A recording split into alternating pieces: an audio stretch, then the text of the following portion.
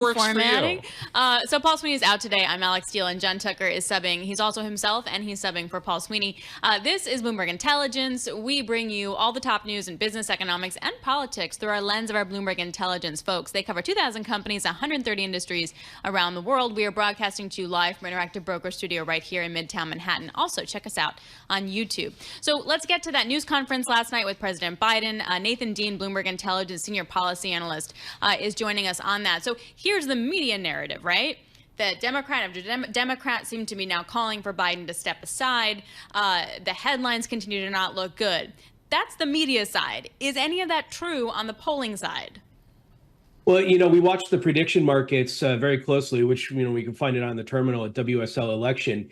And going into the press conference, Kamala Harris had quite a sizable lead in terms of who was going to be the nominee. 50 to 37. Now, at the end of the press conference, President Biden had actually changed the narrative and was up 44 to 41. And I just checked about 20 seconds ago, President Biden is up 46 to 41. So in the eyes of the predictive markets, President Biden had a very good night. Now, you mentioned the Washington angle, though. That has not stopped the calls from Democrats for President Biden to step aside. In fact, we saw one just a few minutes ago. Now, I think what will happen here is with the Republican convention starting next week, some of the news cycle is going to break away from whether President Biden should run or not and move over to Milwaukee and what President Trump will do. But for the Democrats, last night was a good night for Biden, but overall, it doesn't change the narrative. They're sort of stuck in the status quo of should he run or should he not. Okay, in his response to some of the great questions that he received from some of the Bloomberg reporters at that, did he sound a little more malleable, is the word maybe, to change? Well, I would say that he was pretty stuck in. I mean, when Josh Wingrove gave that great question on should he stay or should he run, he sort of just said, look, the polling suggests that I should stay. Now, that's not some of the polling that we've seen across the news narrative. So the question here is for President Biden is, it's an ultimate gamble. If he honestly believes that he is the best person to defeat Donald Trump, he's going to stay. But, we saw House Minority Leader Hakeem Jeffries just say that he spent some time with the president last night talking about what should happen here. So I think there's going to be a lot of serious conversations in the Democratic Party that will take place over the next week. And eventually, President Biden is going to have to make a decision before, they get him onto the ballot, and so forth. Is he going to stay? Is he going to go? But as of right now, I think if you were to give President Biden truth serum, he's going to say, I'm going to stay. But do we trust any of the polls? I mean, when have polls been reliable last? I tell clients all the time, I don't trust polls until 2 weeks before then. And even then, I still am suspect. So, what we should think about here is process. Now, the Democrats have time, because next week is the Republican convention. Obviously, the news cycle is going to turn to that. But because of the way the Ohio state law is, President Biden has to be nominated by August 7th to be on the Ohio ballot. This is before their convention in late August. Now, the Democrats have been talking about holding a virtual roll call. They're dusting off that COVID playbook to have a virtual nomination per se for President Biden for the state of Ohio around July 21st. That date is not set in stone. So up until that point, they can have these conversations. Once they nominate President Biden to the Ohio ballot, however, it's going to be extremely more difficult for him to say, I'm not going to run, because then you would get into a situation where President Biden's on the ballot in Ohio, but he may not actually be running for president. Who are the key people in all this who talk to the president? When does it happen? This weekend? I think this weekend is actually going to be a good, reset moment for President Biden. He may go, I don't know, I can't recall his schedule. He may go back to Delaware or not, but he obviously has his inner circle of allies. But then you also have heard through the news cycle that, President Obama is beginning to opine on this.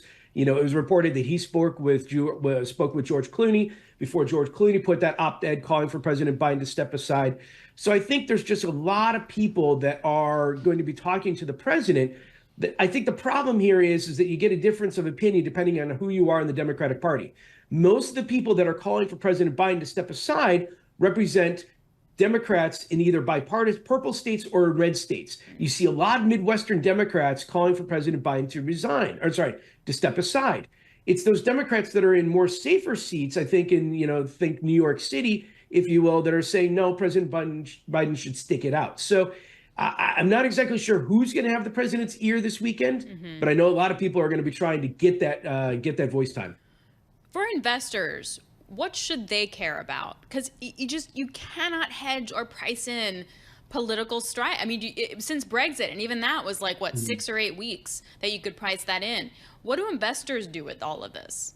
Yeah, so you have here the micro view and the macro view. So if you're thinking micro, like what's the individual impact on a company, whether you get President Biden or let's say Vice President Kamala Harris, I'd say about 95% of the policies that we cover at BI would be the same outcome whether you have Vice President Harris or President Biden. So on the company specific impact, I don't think there's much uncertainty there. Now, the question then comes from what's the uncertainty on the macro level? And obviously, this is the more important at the market perspective. Now, if President Biden were to say that, I think the worst case scenario for the markets would be if President Biden says, I'm going to stick in, I'm going to stay, and then after the Ohio date or after the convention, he announces he's going to resign, then you have an election where essentially people will have to go to the ballot to vote for Joe Biden, but knowing that he's not going to be the president, and then it would be in the hands of the DNC to figure that out. That's a lot of uncertainty there. An open convention in Chicago may not be a good thing for markets, but ultimately, when you look at the differences between President Trump and whoever the Democratic convention or the Democratic nominee will be, you get a pretty stark contrast there, and you'll be able to at least pick and play scenario analysis with either of those. Does Vice President Harris have a role in talking to the president at this point, or it just be self-serving? Ooh, that would be so dicey. Like, hey, can you step aside so I can run? Thanks. God, I wish we knew the answer to that one. But I will say that, the Vice President Harris has been on the road lately. She was in Texas just recently, saying the same message. And, we've heard behind the scenes that, President Biden is the nominee. We need to get behind him. I would just say that, this is one of those situations where I think she is more likely just to say, I'm supportive of the president, but let's let the process play out. But again, it's just really hard to tell. Before I let you go, RNC's next week. We haven't even really talked about that. What's the number one thing you're looking at? The number one thing I'm looking for is the vice presidential candidate. Is it going to be, Senator Vance from Ohio, Governor Burgum from North Dakota? Does Nikki Haley even have a chance? There's a couple of people whispering around Washington that she could be a surprise pick. I'm not sure about that. But what I'll say is the vice presidential pick is important because it may show how President Trump is going to try and appeal to moderate voters going into the election. He pulled strong abortion reproductive right language from the RNC platform, and maybe his vice presidential pick could be an additional play off of that. Yeah, but that all makes sense. But, in the world of Donald Trump, reality, do you want somebody who's going to maybe upstage you and look better than you? Ooh, John, no, don't say that. We got to bring it down to D.C. because that is the conversation that every single one of us has been having. Yeah. If he picks Senator Vance in 2 years, you have your replacement there right for you. Hey, Nathan, we appreciate it. Thanks a lot. Nathan Dean, Bloomberg Intelligence Senior Policy Analyst, joining us there.